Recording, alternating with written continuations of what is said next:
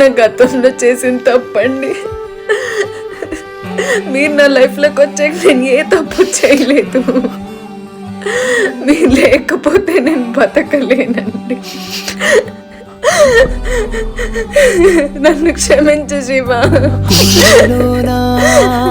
నేను తప్పు చేశానని చెప్పి నన్ను వదిలేకు శివ. ఎవరు చెప్పారే నువ్వు తప్పు చేసావని? నువ్వు ఎప్పుడు శివన్న బెస్ట్ పిల్లనివే. వదిలేస్తానంటే